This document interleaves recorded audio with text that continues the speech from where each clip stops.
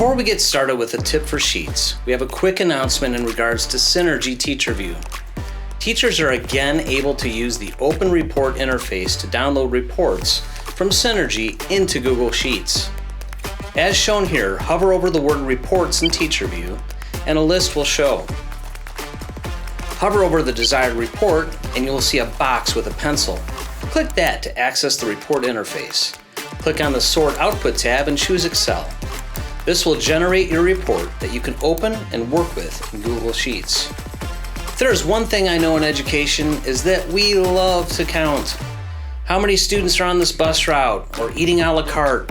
How many were out today, and then break it down by subgroup. This topic will be covered over a couple of episodes because the methods become increasingly more complex while also getting powerful results much more quickly. For this example, we are going to count the number of 8th grade students at Bernodis Middle School that are on free and reduced lunch. Method 1, sorting.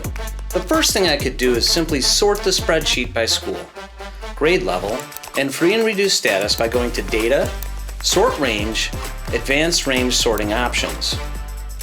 Choose Data as a header row, choose School, then choose Add Another Sort Column. Choose Grade, add another sort column, and choose Free and Reduced. Then choose Sort. I can then count all of the students that are free and reduced by highlighting all of the free and reduced, then looking in the lower right corner. You can see that this method has its limitations and still involves some manual processes. It would be easier if I just filtered out everything I don't want to see, which leads us to method number 2, filtering. Select all my data by clicking the upper left-hand corner. Choose Data, Filter Views, Create New Filter View. You will now see a filter drop-down next to each column header. Choose the filter for school name, press Clear, and choose Bernodis. Filter Grade, uncheck grades 6 and 7. Finally, click the arrow next to Free and Reduced Lunch and uncheck Paid to only select Free and Reduced. We have already shown you that you can select the cells in a list, and it will show you the count in the lower right corner. That's it for this week. The next part of this topic, we'll get into pivot tables. We'll see you next time.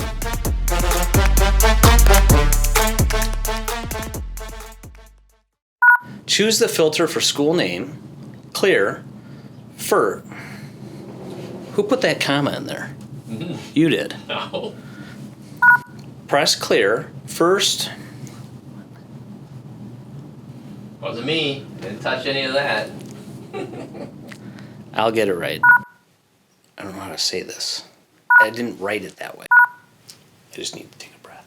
Choose the filter for school name, Clear. What was that?